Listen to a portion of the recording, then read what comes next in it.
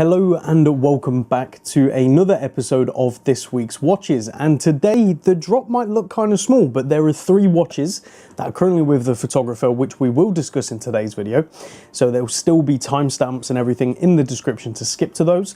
It's just I'm going to record them when they actually come back, just in the interest of time really, because this weekend, as of the time of you watching this, we're going to be in Birmingham.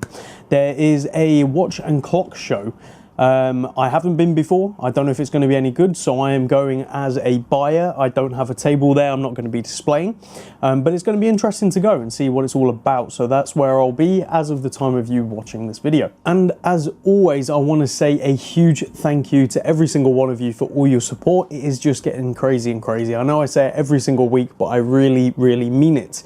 And to put it into perspective, last week was our busiest week we've ever had, and it was just insane. So thank you very much. Keep sending in your watches for sale.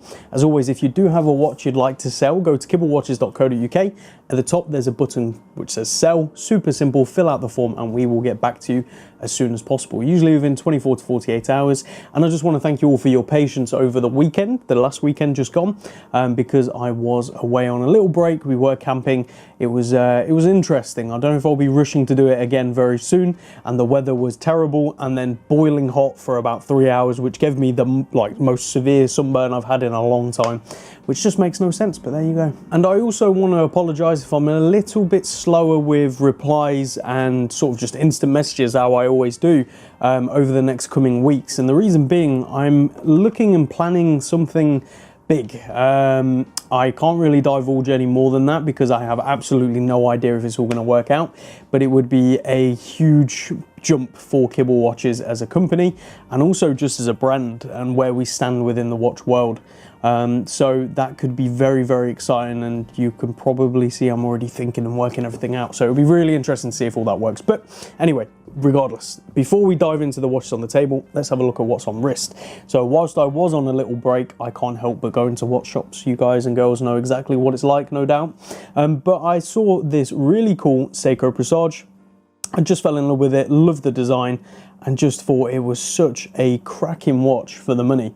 To put it into perspective, retail of this is under £500. It's got, you know, the 4R35, I want to say, automatic movement. I can't remember the reference off the top of my head, so it'll be on the screen somewhere for your reference.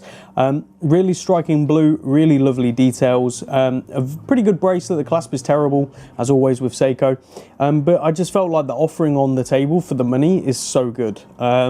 Who knows, it probably won't be a keeper, as with most watches I end up buying like this, but I will definitely enjoy it for a while, and it hasn't come off wrist since the weekend, so that says a lot as well. Okay, now that all of that is out of the way, there were 2 watches which sold before they even had a chance. Again, make sure you're following on Instagram at Kibble Watches. We showcase what's coming soon. There's a little highlight button as well, which has everything updated, so you can always see what's coming soon and get first dibs. Those watches, there was a Tudor day dates from 2003, really stunning with its paperwork. Probably one of the nicest conditions I've seen. I'll try and put stuff on screen for you guys. And the other one, again, one of the nicest ones I've seen. It was a Bulliver Snorkel Devil Diver, so 666 feet stated on the dial, but also an Accutron, so it was a tuning fork. Really stunning. As you guys know, we've got one at the moment on the website with a really interesting bezel on a bracelet. This was the compressor diver, basically. Really stunning, and not surprised it went super quick. But anyway, those are some of the watches that would have been on this table if they hadn't sold already. But let's talk about what is on the table and what you can still get as of the moment of recording this video.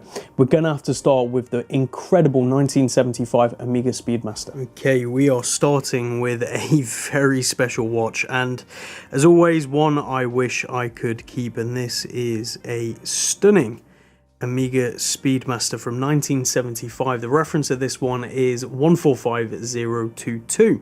Now it does come with a box, and let's quickly show that. We'll put the watch off to the side as we show the box, so you can see the outer box. I will try and zoom out a little bit to give you a better idea, but there you go. And inside here you can see a really interesting box.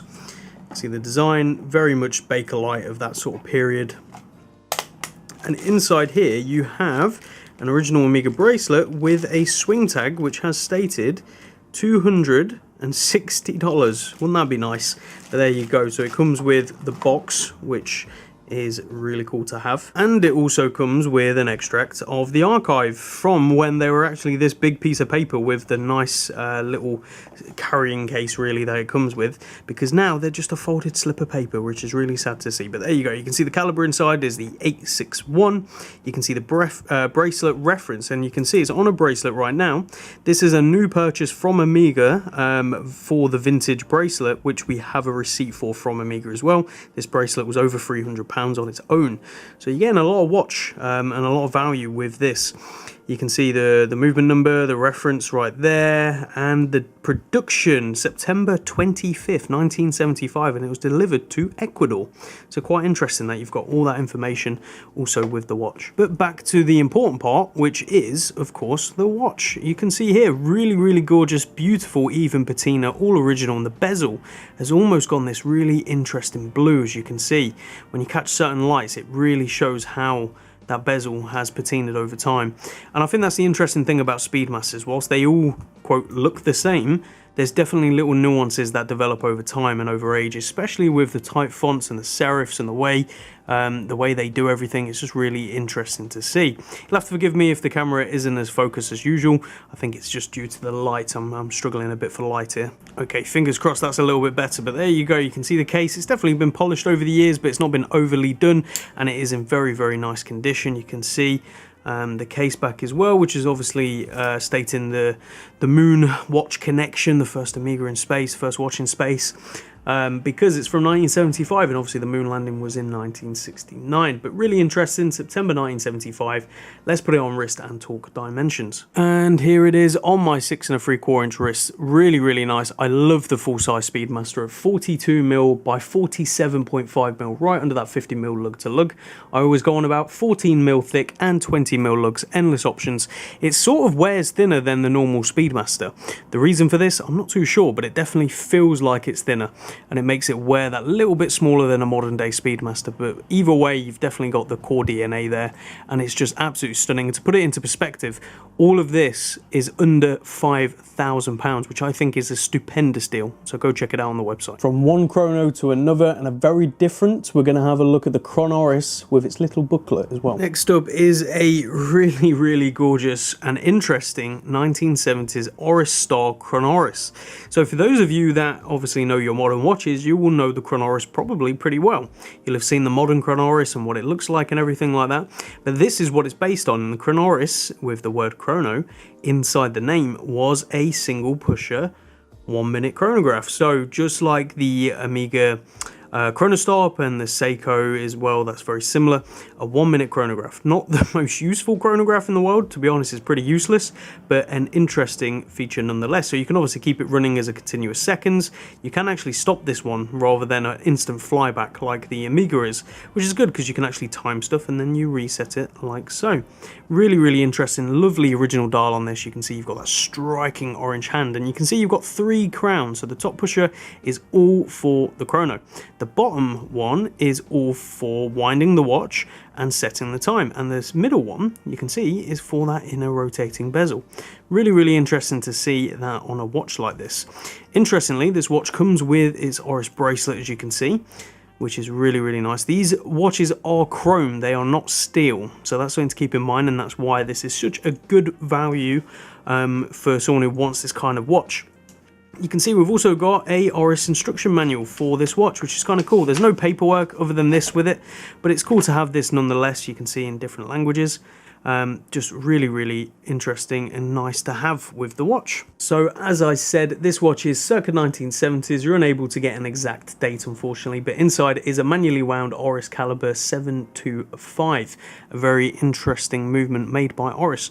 But you can see you've got your Oris sign crowns. They are original, which is nice to have. Yes, you can see the chrome is wearing, and on the case there's definitely some wear in the corners, but you can see it's still got its original finish, and the fact it comes with this bracelet is super interesting. One point to make: the bracelet is very tight. We can loosen it before sending, but there's something nice about having a tight, reassuring bracelet.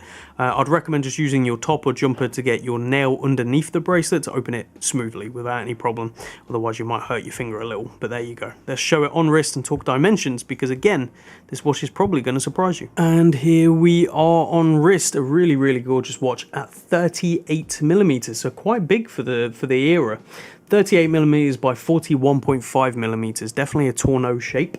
12.5mm thick and 18mm lug, so if you're not a fan of the bracelet, you can easily swap that out onto any strap of your liking. But you can see the way it wears on wrist is super nice, really gorgeous design. I think Oris absolutely nailed this, and I only wish the ChronOirs, when they brought it back, they made it like the original with at least a chronograph, but there you go. So go check this one out on the website for a hell of a value. Sticking to chronos, let's have a look at a watch that isn't on the table, but it's going to magically appear in the next scene. That is the Heuer Carrera 1887. And here we have a really gorgeous and huge value proposition, Heuer Carrera 1887 as it's known for the caliber. Now the reference to this one is CAR 2111-3. This one is from November 2014. It does come with its full box and paperwork. You can see exhibition case back, signed buckle, pretty new strap, and we have had this watch just polished. Any marks you see are probably just my fingerprints, to be honest with you, but this has just come back from a fresh polish. It looks brand new, and you're getting hell of a lot of watch for the money. You can see those indices there, those hands, really gorgeous. Stop, start, reset, chronograph. Just so much value for money in these Heuers. Now, a lot of people give Heuer a bit of a hard time. It's quite frustrating, really, especially when you consider what you're getting: a proper column wheel chronograph, full set, modern watch, modern proportions, modern design with true history and heritage, all under 2.5 grand. Quite a bit under 2.5 grand as well, you'll be surprised.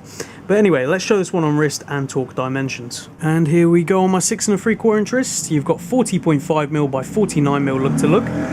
You'll have to excuse all the noises, good old Clerkenwell, it's ridiculous. 16mm thick, which is quite thick, but it does wear it relatively well, you'll be surprised. And 20mm lug, so endless options on the strap if you're not a fan of this one.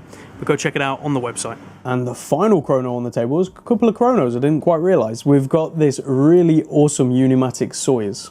Next up, we have a interesting Unimatic. You can see right here, really gorgeous design. This is actually the Unimatic Soyuz mission, so for the Russian Soyuz mission, really cool. The reference is U3-AS, and this is a limited edition of 200 pieces. Now this watch is what I would call hardly worn. You may see a couple of hairline scratches here and there. It's still got the sticker on the front. The strap is definitely a giveaway of how unworn this watch really is. It's probably only been worn a couple of times. And something to keep in mind, this watch is sat in a cushion in its box, so some of that creasing is definitely from that. You can see really interesting strap choice as well. If I can get that in focus, there you go. So you can see the Soyuz module and everything like that. Really interesting to see. You've got the badge over there at 3 o'clock, the mission badge. And the thing I really like about this reference is this bezel as well, a very legible tachymeter scale, which a lot of these Unimatics are very blacked out, very sometimes hard to read, and that's kind of part of the design. But this one, they've definitely put more thought and consideration into it, in my personal opinion. I know a lot of you really love the other ones, and fair enough. Screw down crown and screw down pushers, and this is a chronograph at the end of the day. And inside is the automatic Seiko caliber NH35A, which is a mecha quartz movement, meaning it looks like an actual mechanical watch. So let's pull that crown out, push the chrono, and you can see what I mean. It beats almost like a mechanical watch, which is really cool to see. You have to remember when you stop and reset, you have to unscrew the pushers like so, and you have to remember to screw them back down. Don't forget that, guys. So once you've screwed them back down, you're back to proper water resistancy, and that is very important. This is from 2021, so this year, and it does come with its full box and paperwork, and as I said, hardly worn. But let's show it on wrist and talk dimensions. And here we go on wrist, 41.5mm by 51mm lug to lug, so it is a little bit on the bigger size. These Unimatics usually are, but they still wear relatively well. 14.5mm thick and 22mm lug, so endless options on the strap, but really interesting design, very nice looking watch. And that Soyuz connection for anyone into their space travel, you get what I mean. It's just interesting to see that space race, that's what I was trying to say. So go check this one out on the website for more details and information. Sticking to Unimatic, let's have a look at one I've had before, and this isn't the exact same one, and considering how few there are, that's quite interesting. This is the Unimatic Biotop. Next up is probably one of my favorite Unimatics, and I believe I said it last time I had this watch in. So we've had this, not this exact watch, but this same reference about 3 times now, which is really interesting for a limited edition watch of 100 pieces. But there you go. So this is the Unimatic Biotop U1-BTP, that's the reference. As I said, limited to 100 pieces. And I just realised I said the wrong movement number for the watch previous, so do forgive me. Inside here is the automatic caliber NH35A. In the other one is not that. I'll put a correction on screen. But anyway, regardless, this is from 2019. It does come with its full box and papers and its other strap as well, which is like a creamy brown strap. Really, really nice. You can see you've got the sword hands, you've got the 369 Explorer dial, luminous, and you've got a really, really nice sort of coffee brown latte bezel, whatever you want to call it. Really interesting to see. Again, this watch is hardly worn. The gentleman who owned it previously has a fairly large collection, so rotates quite often, which means some of these watches just really don't get worn, and when they do, it's for a very short period of time. But anyway, a hell of a lot of watch for the money, and let's show it on wrist and talk dimensions. And here we go on my 6 3/4 inch wrist. So this is 41.5mm by 48.5mm lug to lug, so slightly smaller on the lug to lug length, 14mm thick and 22mm lugs. Again, endless options. However, the other strap it comes with and this strap I think are perfect for it, but a really interesting dark brown leather I think could look really great, especially with that loom. So go check this one out, see the photos. It's a hell of a lot of watch for the money. From there to a really, really nice looking, very, very interesting WMT. Next up we have a watch from the watch brand WMT, which is a watch experimental unit. They do very interesting sort of homage watches, I guess you'd call them, with a lot of faux patina and forced patina. It's really interesting to see a brand doing this and doing it well. This is obviously a nod to the Blancpain 50 Fathoms, as you can clearly see. It does have a screw down crown, really, really nice. And this is the Riverine Diver watch, also known as the Sea Wolves. And this was only available through a single retailer. So that's something interesting to note. Inside here is the automatic Miyota caliber 8215. It is a limited edition watch as well, but really, really gorgeous. It comes with this box and paperwork. It is from circa 2010, and the interesting thing is definitely that dial. The way they've done the forced patina, it really does look like a vintage watch, and it's quite scary. I've seen some of their other watches, we've had them in, especially sort of like the vintage Rolex homage style stuff they do. Some of them, it's quite scary really, looking under a loop, you know, the sort of effects they can do nowadays. Definitely makes you wonder. But anyway, let's show this one on wrist, talk dimensions. It's a hell of a lot of watch for the money. And here we go. I actually really like this one on wrist. I think it looks a lot better on wrist than off wrist. It's 40mm by 50mm lug to lug, so that perfect sweet point. 14.5mm lugs and 14.5mm thick, sorry, and 20mm lugs, so endless options there in terms of straps. I'd personally probably swap out the green, put it on a black, and I think it would look amazing. But there you go check it out. And last but not least, there are 2 watches left, although you don't see them on the table. Let's have a look at this really gorgeous Juvenia ellipse, as I've called it. Next up is a watch I have nicknamed the Ellipse, and you can see why. For any of you who are a fan of 70s and 80s design, you will know the Patek Philippe Ellipse. Probably one of the nicest, dressiest watches I have ever seen. I've seen a couple in the flesh. They are absolutely stunning, and I really do love them. This is a Juvenia ellipse. Now, the reason I really like these is because they offer that classiness, that really awesome, elegant style at a fraction of the cost, and they're still vintage. This is 1960s. It's called the Rivoli, and it is manually wound. Inside here is a Juvenia caliber 1105. Really, really nice move. And as I said, circa 1960s, loads of watch for the money, and you can see it comes on its integrated mesh bracelet, which is also signed, and a slide-through bracelet, so you can fit to almost any wrist size pretty much. And this is in near new old stock condition, as I would call it. You've got a signed crown down there, really interesting numeral, and dial, just absolutely stunning. But let's show it on wrist and talk dimensions. And here we go on wrist. We'll do a wrist roll for this one. There you go. So definitely a smaller case size, but the integrated bracelet helps it wear a little bit larger, and also the design is meant to be smaller. So here you go, 29mm by 29mm. It is 6.5mm thick and 16.5mm lugs. Obviously these lugs are integrated, so you can't swap them out, but go check it out on the website for more details. Finally, another ellipse, as I call them because of the style, a Volcano with a really interesting dial. And another really stunning ellipse style watch. This is the Volcano ellipse, and you can see the dial. It's almost like a tiger's eye, really, really stunning. Crosshatch, I don't know what you'd call this, but really, really interesting. Definitely worth checking out on the website. I'm going to look at some of those closer images. You can see it just changes as you get in different lights, and really, really cool. This is a Volcano ellipse, as I said, circa 1960s again, and inside here is a manually wound caliber MSR K1. Slightly bigger than the Volcano, but more ellipse shape, I guess you'd say, on its original bracelet as well. You can see it's still got a sticker on the back, again near new old stock condition. This one is, however, chrome rather than steel, so that's something to keep in mind. But again, being new old stock, it is in fantastic condition. But let's show it here on wrist. Really interesting shape. I'll keep this one short and sweet. 33.5mm by 31.5mm, 8mm thick and 18mm lugs. Again, lugs are integrated, so you won't be able to change those out, but a very interesting design for not a lot of money, so go check them out. So there you have it, guys and girls. That is this week's drop. A smaller drop than usual, and I hope that's okay. It would have been bigger, but obviously a couple of pieces sold. As always, follow on Instagram. It is the place where you're going to get first dibs on anything and everything. You can message me prices and I will respond usually within a couple of hours, to be honest with you. Unless it's obviously midnight here, then I probably won't. But there you go. So I hope you all had a great week, and I hope you're looking forward to what's coming next. Next week's drop is looking pretty good as well. Obviously, we're already building on it.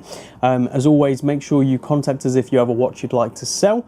Whilst we do try and focus under the £10,000 price range, I do want to say we do sell over that as well. We've done multiple sales in that. We have a record of that. We've also sold some incredible independents, from FP Journe to a Langenson, and a couple of those have been very public, and quite a few have been private. So again, if you have a watch you'd like to sell, or you'd like to acquire a certain watch, do get in contact.